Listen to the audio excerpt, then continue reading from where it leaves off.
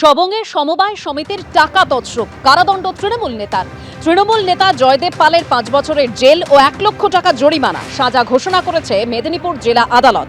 2013 সালে সবংয়ের চাউলি করে সুন্দরপুর সমবায় সমিতির লক্ষাধিক টাকা তছরূপ হয়। সমবায় সমিতিতে ক্যাশিয়ার কাম ক্লার্ক ছিলেন এই তৃণমূল নেতা জয়দেব পাল। আচমকা অ্যাকাউন্টে 48 কোটি টাকা, ব্যাংক অ্যাকাউন্টের ব্যালেন্স দেখে তাজ্জব বেলেঘাটার মহিলা।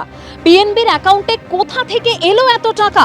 তাজ্জব বেলেঘাটার নূপুর ঘোষ। তিনি খাবারের হোম ডেলিভারির ব্যবসা করেন। 48 কোটি টাকা ঢোকার পর অ্যাকাউন্ট ফ্রিজ করে দিয়েছে ব্যাংক। সাইবার প্রতারণা বলে জানিয়েছে ব্যাংক। বেলেঘাটার থানার দ্বারস্থ হয়েছেন ওই মহিলা। ব্যাংক কর্তৃপক্ষের প্রতিক্রিয়া এখনো মেলেনি।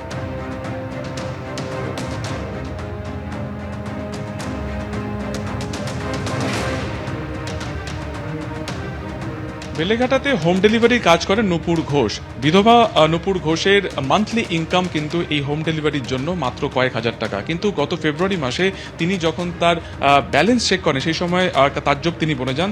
তার কারণ হচ্ছে এই যে অ্যামাউন্ট দেখা যাচ্ছে, আরও একবার দেখানোর চেষ্টা করব, ক্যামেরা সন্দীপ পাল দেখাবে। ব্যালেন্স চেক সাকসেসফুলি, এবং সেখানে দেখা যাচ্ছে যে পিএনবি অর্থাৎ পাঞ্জাব ন্যাশনাল ব্যাংক, এই হচ্ছে নূপুর ঘোষের মানে একেবারে পাসবুকের এই অ্যাকাউন্টে কত টাকা ঢুকেছে দেখানোর চেষ্টা করবো। 47 কোটি 25 লক্ষ টাকা, 48,281 টাকা, অর্থাৎ প্রায় 48 কোটি টাকার মতন ঢোকে এই অ্যাকাউন্টে। এবং এই অ্যাকাউন্টে ঢোকার পর স্বাভাবিকভাবে তাজ্জব বনে যান নূপুর ঘোষ। তিনি সঙ্গে সঙ্গে ছোটেন পাঞ্জাব ন্যাশনাল ব্যাংকে, এবং সেখানে গিয়ে তিনি জানতে পারেন যে তার যে অ্যাকাউন্ট, সেই অ্যাকাউন্টটিকে সিজ করা হয়েছে। কেন এত বড় অ্যামাউন্ট ঢুকলো সেই প্রশ্নের কিন্তু কোনো রকম উত্তর ব্যাংকের তরফ থেকে মানে তাকে দেওয়া হয়নি, এবং অসঙ্গতিপূর্ণ তাকে উত্তর দেওয়া হয়। বলা যে ইনকাম ট্যাক্সের তরফে এই টাকা দেওয়া হয়েছে, তার ব্যবসার জন্য এই টাকা দীর্ঘদিন জমা ছিল এবং সেই কারণে টাকা কিন্তু জমা দেওয়া হয়েছে। কিন্তু হোম ডেলিভারি করা এই ভদ্রমহিলা, তার যেটা ইনকাম, সেই ইনকামের থেকে কিন্তু কয়েকশো গুণ বেশি টাকা ঢোকে এই অ্যাকাউন্টে। এবং তারপর থেকে অর্থাৎ ফেব্রুয়ারি মাস থেকে এখন জুলাইয়ের একদম শেষ, ফলত এই যে দীর্ঘ মাস তার সেই পাঞ্জাব ন্যাশনাল ব্যাংকের অ্যাকাউন্ট বন্ধ করে দেওয়া হয়েছে, কোনো রকম লেনদেন তিনি করতে পারছেন না। এবং সব থেকে গুরুত্বপূর্ণ, এই যে প্রায় 47 কোটি 28 লক্ষ টাকার মতন যে অ্যামাউন্ট, সেই অ্যামাউন্ট তার কাছে এলো কিভাবে, সেই অ্যামাউন্ট কি এখনও সেখানে রয়েছে, এই সম্পর্কে কোনো তথ্য ব্যাংকের তরফে কিন্তু তাকে দেওয়া হয়নি। স্বাভাবিকভাবে তিনি যথেষ্ট আতঙ্কের মধ্যে রয়েছেন। ইতিমধ্যে তিনি কিন্তু বেলেঘাটা থানা অর্থাৎ পুলিশের দ্বারস্থ হয়েছেন। ক্যামেরা সন্দীপ পালের সঙ্গে সুকান্ত মুখোপাধ্যায়, এবিপি আনন্দ।